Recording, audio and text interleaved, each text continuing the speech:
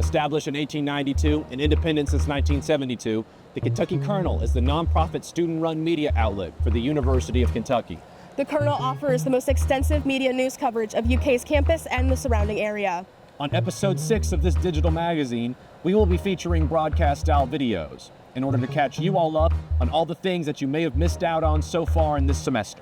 On today's episode, you will hear several stories, including the updated efforts the UK Police Department has made to improve student safety on campus, a UK gymnast deciding to dedicate her floor routine to her late father with his favorite music, the city of Lexington celebrating and highlighting Latin culture at the 25th annual Festival Latino de Lexington, and Lexington Fire Department hosting a 9/11 stair climb to honor the ultimate sacrifice made on that day. I'm Gavin Brunig. And I'm Chloe Bradley, and the Kernel Chronicles begins right now.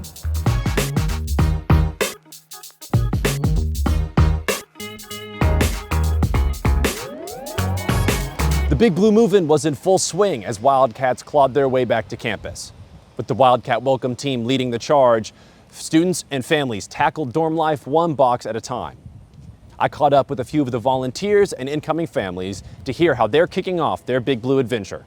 Let's go check it out. Roads are closed, bins are out, and there's an air of excitement and unease here on the University of Kentucky's campus today as it's move-in day for brand new Wildcats. Families prepare themselves for their students to leave the nest and move in here at the university, their new home for the next 4 years. We met with some university staff as well as some incoming families and students to see how everyone's preparing for the upcoming school year. As thousands of freshman students moved into UK dorms from August 17th to August 20th, members of the Wildcat Welcome Team stood by to assist with the move-in process. You bring us your heavy stuff, your light stuff, all your hampers, your pillows, we'll get you squared away. The job of the Wildcat Welcome Team is to make the move-in process go as smoothly as possible. That way, the families have more time to process the complex emotions that come with move-in day. To witness their kind of, saying goodbyes, really sweet moments, but also excitement. There's so much excitement to be here on campus. Many of the parents are returning to empty homes, including Corey and Kelly Sayer, who just finished moving in one child this past weekend before coming to Big Blue Move-In and moving in another, their son Reed. So we're going from having 2 babies at home to no babies at home. Yeah, it's terrible. But as they drive away, they leave confident that Reed will find his place at this big and unfamiliar university. He's real social and he's real outgoing, so it's going to be nice to see him get involved in things. Although the day is bittersweet, the smiles on students' faces show that they're looking forward to the year to come. I think I'm really gonna like it here. I woke up really excited, and I'm so excited to move in. For more information on Big Blue Move-In, visit kykernel.com. This is Gavin Brunig reporting for the Kentucky Kernel. Thanks, Gavin, for that move-in update. It's always great to see the energy of a new semester kicking off. Now, while dorms were filling up, the Martin Luther King Center was filling hearts at its annual MLK Cookout. It wasn't just about free food, it was about coming together. Students got to enjoy music, connect with campus groups, and kick off the MLK Center's First Friday series, which is all about building community all semester long. Reporter Isabella Lindsay cooks up more on the story for you. The Martin Luther King Center at the University of Kentucky kicked off its First Friday series with the annual MLK Cookout, bringing students together for food, music, and connection. The event on Stoll Field gave students a chance to meet new people and learn about campus resources. Saana Mugabo, a signature programming intern for the MLK Center, says the cookout helped create a space for students. Because people on campus, especially if you're away from home or anything like that, you yearn for a community, and we can be your community over here. She says the cookout also provides visibility for organizations looking to engage with students. The organizations are on campus. They want to be able to provide their services to students and make sure their names are known. So as much as we want them here, they want to be here as well. Maali Brown, president of the Connect First mentoring program, says the MLK Center serves as a foundation for students. The MLK Center really is like the breach of everything. They kind of let people find their way, find their path, but I feel like the way they implement things for other organizations to then show themselves is why the MLK Center is just, I guess, the grounding base for everything. For more on the annual MLK Cookout, go to kykernel.com. This has been Isabella Lindsay reporting for the Kentucky Kernel. Thanks, Isabella. Looks like the semester's already cooking up some great connections. Next, we'll take a closer look at the changes the UK Police Department has introduced to enhance student safety on campus. From expanded late-night patrols to the addition of a new drone surveillance system, I'll break down the UK PD updates you should know about. With students coming back to campus and classes beginning for the fall semester, student safety becomes a main topic on the University of Kentucky's campus. On Friday, August 15th, UK Chief of Police Joe Monroe sent a campus-wide email regarding additional implementations targeting safety efforts on campus. This included a campus-wide safety campaign known as Wildcat Ready. The email addressed some of the increased safety efforts the UK Police Department made during the 2024 to 2025 school year, including increased UK PD patrols during the late night hours, additional temporary lighting and evaluating areas for permanent fixtures, additional security measures in garages and residence halls, and partnerships with the City of Lexington and local businesses to improve off-campus safety. In addition to maintaining those efforts from last year, UKPD will also be adding on additional efforts to increase campus safety. This year, they will deploy a mobile police unit on North Campus near the Good Samaritan Hospital. They will implement additional residence hall security, including cameras and access controls. They plan to enhance emergency response by implementing a first responder drone program and install permanent lighting along Winslow and Scott Street. UKPD has also replaced the previous safety app, LiveSafe, with a new app called Safe Zone. Safe Zone was launched on July 10th and offers enhanced features designed to improve emergency communication and student safety. According to WUKY, Safe Zone replaced LiveSafe and offers students a one-touch access to request immediate police assistance to their location, submit anonymous tips, and request a late-night police escort. According to UKPD, students with a registered phone number in their MyUK will automatically receive UK alerts. However, faculty and staff must download Safe Zone and register a phone number to continue receiving them. For more on UKPD's increased safety measures, go to kykernel.com. This was Chloe Bradley reporting for the Kentucky Kernel. Thanks, Chloe, for that informative update on campus safety. Next up, we're talking fresh, free, and straight from the farm as campus organizations teamed up for the 4th ever Wildcat Market, giving students a chance to taste food straight from the university's own horticulture research farm. From fresh food to free merch, the event was all about making fresh food more accessible to students. Reporter Stella Mastropolo gives us a fresh take on the story. University of Kentucky students gathered here today in preparations of filling their fridges with free and fresh produce. The Student Activities Board, Student Government Association, and community-supported agriculture program partnered together to make fresh produce more accessible to the students of the University of Kentucky. Attendees were greeted by volunteers before checking in and waiting in line to receive their complimentary tote bag. They then made their way down the line, collecting up to 12 credits worth of flowers, carrots, lettuce, tomatoes, and other products, all grown in the horticulture research farm located less than 5 miles off campus. Christy Durbin, a staff member in the Department of Horticulture, explained the importance of exposing the student body to all that UK's farm has to offer. This is just a great way for us to share the bounty of our farm with the students, give them interest and exposure to what we're doing at the farm, and expose them to, what careers in agriculture look like as well. This is the 4th Wildcat Market hosted by SAB, and there are no signs of them stopping. Durbin explained how the event's past success and growth led them to anticipate 800 students to attend this year's market. When asked what this event meant to him, Bo Harden, a senior studying English and French, explained how it contributes to the wellness of students on campus. It means accessibility to fresh produce and groceries and healthy food that otherwise kind of wouldn't really be as accessible on a college campus unless you have a meal plan in the dining halls. Student body president and junior political science and history major McKenna Dowell explained how events like Wildcat Market not only give to students but also benefit the larger Lexington community as a whole. I know that we live in a city, but it's really important that we are reaching out to local businesses and helping them foster their companies and just promoting them to students. So whenever students leave, they know that they can always go to these local businesses and get the resources from there. To learn more about the Wildcat Market, visit kykernel.com. This was Stella Mastropolo reporting for the Kentucky Kernel. Thanks, Stella. Always good to see a story with this much produce and purpose. Next up, the University of Kentucky Board of Trustees voted to approve a 3% tuition increase for nearly all students and raise prices for student football and basketball tickets by over 50%. Let's take a closer look at these changes and break down what they could mean for students. It was in this very ballroom on June 13th, 2025, that the University of Kentucky Board of Trustees voted to approve a 3% increase in tuition and mandatory fees for both in-state and out-of-state UK students, with the changes to take place at the onset of the 2025-2026 school year. Now, with the beginning of the school year right around the corner, students are left wondering the specifics behind these changes. These 3% tuition and fee price hikes affect both undergraduate and graduate degree programs, with some postmasters and doctorate programs being affected as well, including MSA, MBA, and physical therapy programs. The full list of programs affected can be seen on screen right now and can be accessed through the UK Board of Trustees website. Tuition isn't the only price raise that the university is targeting, though, as the season football and basketball passes got raised as well. In 2024, a football season pass would put you back just $90. Now, after about a 60% price increase, in 2025, a football season pass will put a student back $145. The basketball season pass was affected even more severely, raising nearly 75% from $200 in 2024 to $345 in 2025.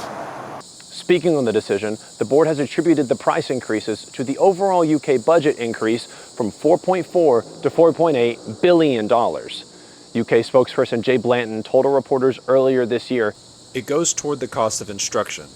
It can go toward compensation for our employees. I think families, students, and others would agree that we want the best faculty and staff to support students."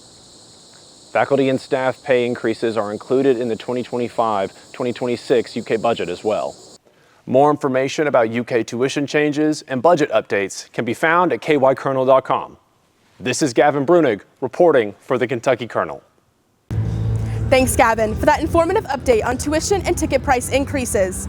Next up, Lexington dug deep into culture at the Roots and Heritage Festival, where community spirit was growing strong. From programs that educate and elevate to vendors and music that had everyone dancing to their own beat, the Roots and Heritage Festival truly put community front and center. Reporter Sylvia Ferrer has the full story, rooting out all the highlights for you. The 36th Annual Roots and Heritage Festival returned to Lexington to celebrate African American culture, bringing hundreds of attendees to come and experience a sense of community. September 5th to September 8th, community members gathered to watch and participate in the annual parade, featuring groups that reflect Lexington's diverse heritage.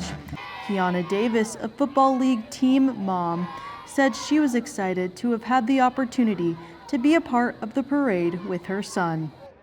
They can run, and of course, in our vicinity and enjoy it too and get the experience like we did growing up, so yes. According to Davis, years of tradition have come along with the Roots and Heritage Festival, bringing a sense of connection. For L. Rodney Bennett, this festival has been important to him for years, not just because of the community, but because of the significance of what the festival stands for. Bennett discussed how the festival was named to commemorate Alex Haley's Queen, a film made to share the struggles of fitting into two cultures. Without a history of their knowledge, it's like a tree without roots. And so nothing can grow without roots. And so the roots are important because they establish the importance of connection. According to Bennett, there has been an effort to remove a major part of their history, and this event gives attendees a way to reclaim their heritage. So when we come together and we participate in marches, it's making a statement that we are standing up to be a voice for the voiceless. For more information on the Roots and Heritage Festival, visit kykernel.com. This is Sylvia Ferrer reporting for the Kentucky Kernel. Thanks, Sylvia, for that exciting look at the Roots and Heritage Festival. Up next, UK gymnast Haley Davis is flipping for more than just scores this season. Just before her sophomore year, Davis faced the devastating loss of her father. She's now dedicated her floor routine to him, set to his favorite 80s rock and roll music, turning every flip into a celebration of his life. Taking the leap into the full story, here's reporter Eleanor Bevins.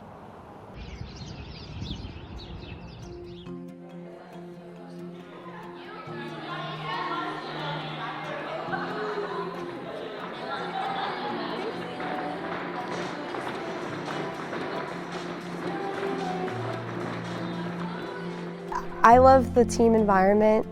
It's something that I didn't learn until I got to college, and it's something that I have grown to love so much. But I also just love pushing my body to the extent that I can, and like seeing how far I can go with that. And then also there's so many different things that it teaches you as far as resilience, strength, and I don't know, I love all of it, really.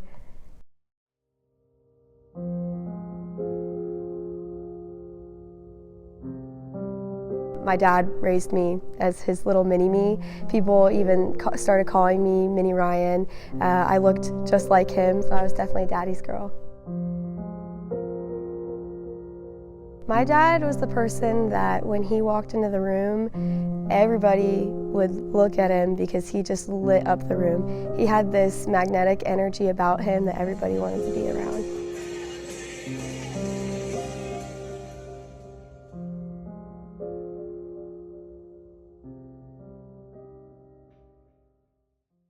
So I was in my bed, it was about midnight, and I was on the phone with my boyfriend at the time, and he got a call from my mom. So immediately I knew something was up.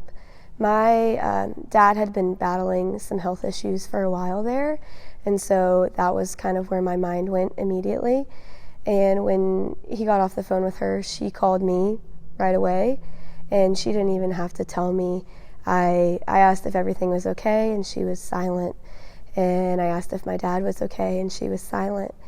And then I asked if he was alive, and she was silent.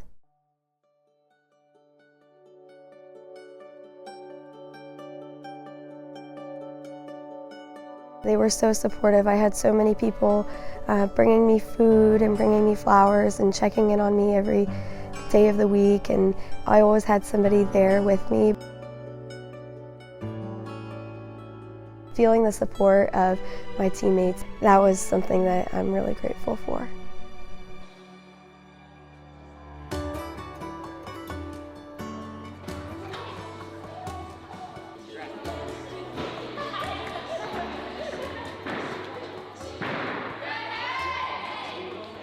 When I decided that I wanted to dedicate my floor music to him, honestly, it was before he passed away. We had talked about it, and like we had picked out some of the songs, and so it was an easy decision because I figured that was just what I had to do. It wasn't anything that I had to think about or contemplate. It just felt right.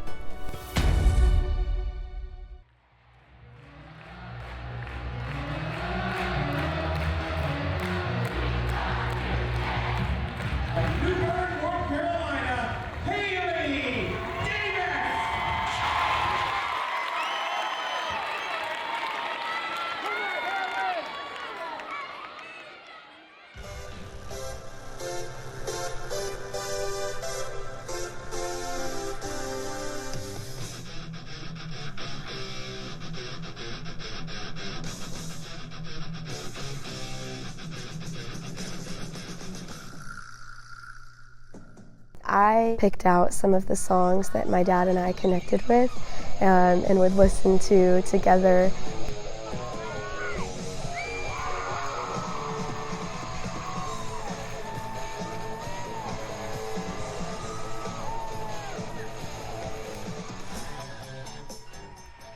His favorite band was Metallica, and so I did Master of Puppets because that was one of the songs that he would always do air guitar when we were sitting in his kitchen to that song.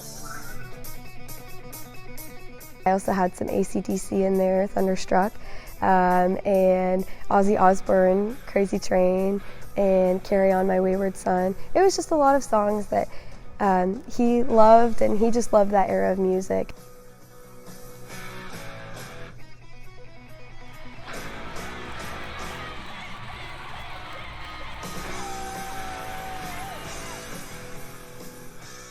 I'm just so grateful for everything that this program has done for me, so it was a really special moment.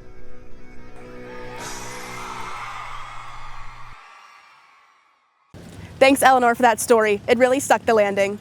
Next up, tails were wagging and paws were racing on Sunday, September 21st, as the Lexington Humane Society teamed up with Red Mile Racing and Gaming for the 10th annual Wiener Dog Races and Doggy Dash. From speedy Dachshunds to Corgis and Bulldogs, these pups went full speed for a good cause. Reporter Riley Patrick has the story that's sure to fetch your attention. She may not look like your typical race champion, but being here today will hopefully steal the show. Here at the Red Mile in Lexington, the track isn't just for horse racing. For the past 10 years, these pups have taken the spotlight in the annual Wiener Dog races and Doggy Dash. Dogs who have even had some previous recognition showed out their fastest runs. Lightning Louie, an elderly dachshund who competed in the races, was said to be a Lexington Humane Society community coordinator Allison Hall's highlight of her event. But then also Lightning Louie came back this year and won, and he is also somebody who is a repeat winner, an older dog, and you could just tell that he was on it. He wanted that win. This event was all inclusive of their dog selection, as there was not only wiener dog racing. Witnessing corgi, bulldog, and all breed races, no furry friend was left behind. As some of these dogs succeeded, some did not. Father and daughter Joel and Daisy Cat explained how their dog Max struggled to race. We trained him with chicken, steak, and Max fish. He got dead last. But it took him a while to get started. Besides the dog racing, Red Mile hosted plenty more fun activities for all attendees. There was face painting, food trucks, and live music performances. 100% of the proceeds made are directed to the Lexington Humane Society to help local shelters. For more information on the Wiener Dog races and the Doggy Dash, go to kykernel.com. This is Riley Patrick reporting for the Kentucky Kernel. Thanks, Riley, for that story. Talk about a tail wagging good time. Next up, we'll look at how the University of Kentucky's transportation services oversold commuter parking passes by a 2-to-1 ratio. With students struggling to find parking, UK is looking for ways to combat these issues.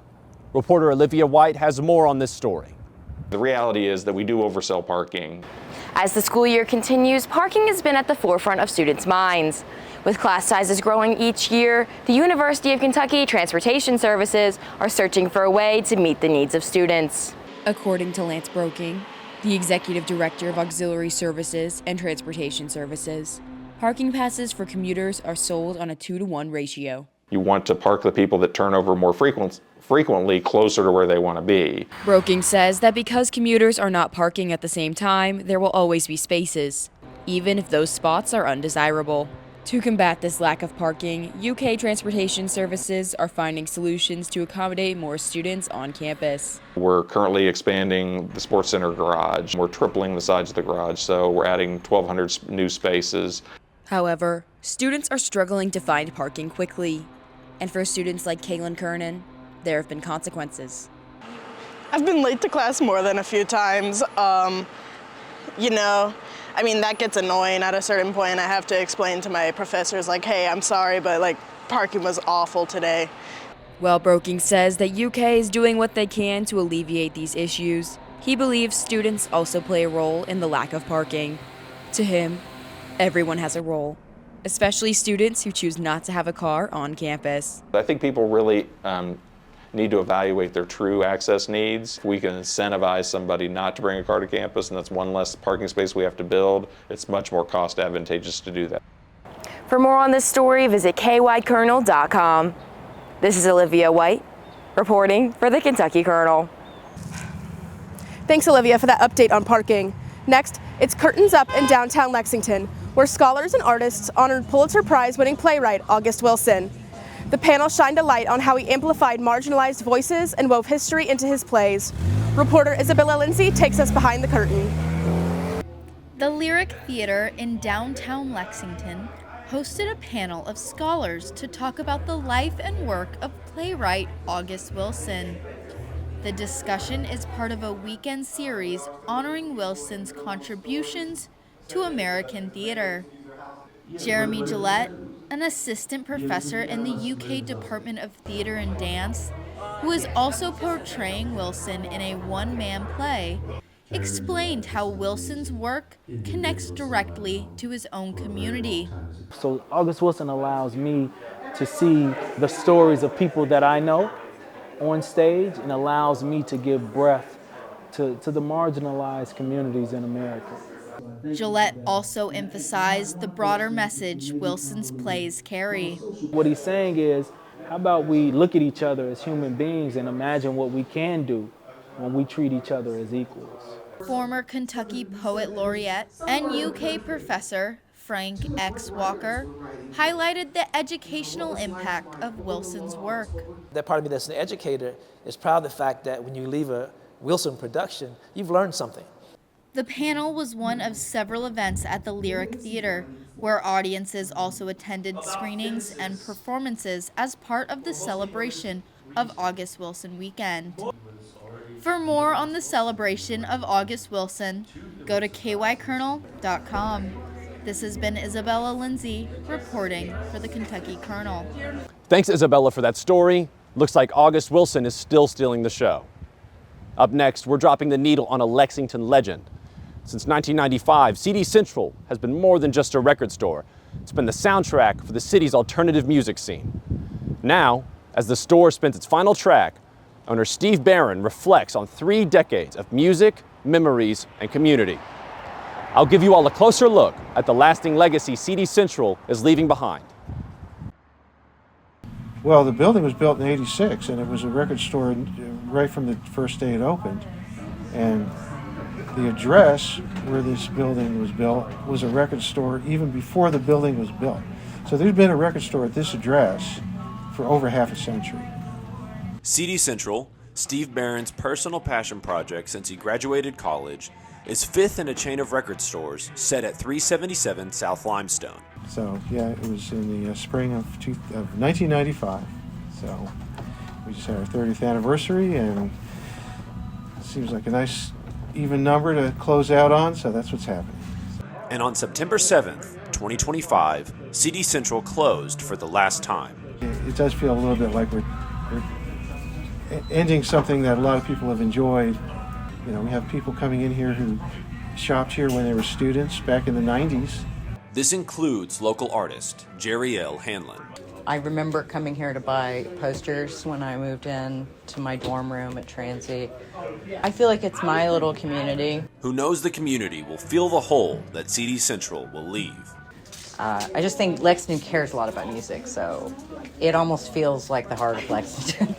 Steve, a very hands-on owner, has worked in CD Central nearly every day since its opening in 1995.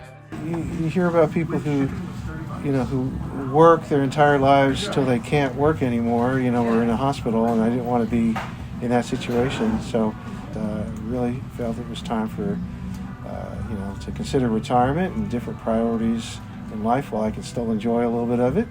So yeah, it's very much a retirement-oriented decision. So once Steve heard that Cut Corner Records was interested in purchasing his store, he knew he had to take the offer. It's very much a win-win situation because I get to retire. We still have a record store for Lexington and the campus area, which I think is important. So there's really almost no downside. We were like the 5th record store here, the longest of the 5, and then there'll be a 6th coming on. So it's sad to let it go, but sometimes you just have to make these decisions, and that's kind of how it went down. For more about the closing of CD Central, go to kykernel.com. This has been Gavin Brunig reporting for the Kentucky Kernel. Thanks for that story, Gavin. CD Central may have had their final spin, but they'll leave a lasting record. Next up, Lexington came alive with music, color, and flavor when the 25th annual Festival Latino de Lexington hit the streets September 19th through 20th. From lively performances to tasty food and vibrant vendors, the festival gave everyone a chance to celebrate Latin culture during Hispanic Heritage Month. Reporter Sylvia Ferrer brings us all the sights and sounds from the festival floor. Music, food, and culture surround downtown Lexington this weekend at Festival Latino, honoring Hispanic Heritage Month. September 19th and 20th, the festival came back to their original location at the Courthouse Plaza, showcasing cultural jewelry, clothing, and dance. Yudi Flores, Colombian jewelry store owner, said she has been coming to Festival Latino de Lexington for around 6 or 7 years. I help a lot of people in Colombia, and I want to show here what they have, what they make, and I love jewelry. I love all the stuff. Attendees came from across Lexington to experience Latin culture in a new way. And for Marisol Garduno Salas, she expressed the importance of coming to this festival to celebrate her own heritage. For current events, we need to show that we're proud and express to everyone, like, hey, we're still here. And organizer Betty Abdishmani immigrated from Cuba when she was 9 years old and said events like these make her feel grateful to express her culture. So it gives us an opportunity to share our roots and where we come from, because many of them are ashamed, many of them feel like fish out of water. Mishani said she hopes people get to embrace and find love for Latin culture. For more on Festival Latino, visit kykernel.com. This is Sylvia Ferrer reporting for the Kentucky Kernel. Thanks, Sylvia, for that story. It looked like a weekend full of rhythm, flavor, and community. Next up, for the past 13 years, the Lexington Fire Department has hosted the annual 9/11 Memorial Stair Climb to honor the first responders who made the ultimate sacrifice. This year, more than 700 participants gathered here at Kroger Field to climb the equivalent of 2,400 flights of stairs, or roughly 110 stories, to mirror the ascent made by responders at the World Trade Center. Reporter Piper Renaud takes us through the event step by step. 24 years ago, on September 11, 2001, nearly 3,000 lives were lost in an attack that forever changed our nation. The Lexington Fire Department is honoring those victims and the first responders that gave their lives that day with the annual 9/11 Memorial Stair Climb here at Kroger Field. For the past 13 years, the Lexington Fire Department has hosted the 9/11 Stair Climb to honor the ultimate sacrifice that was made on that tragic day. Over 700 people gathered at Kroger Field to climb over 2,400 flights of stairs, which is the equivalent to the 110 stories the first responders climbed that day at the World Trade Center. Diana Kelly, a veteran and now firefighter, talks about how important it is to remember 9/11. Because we can't improve our future without concentrating and paying attention to our past and recognizing the impact that it made on us. Because it did. This impacted a lot of Americans and it actually brought us together. It's one of the moments in our history that brought us together. So. Each climber wore a red ID card with a picture and name of a first responder who lost their life trying to save others that day, to honor and climb for them by ringing the bell and saying their name.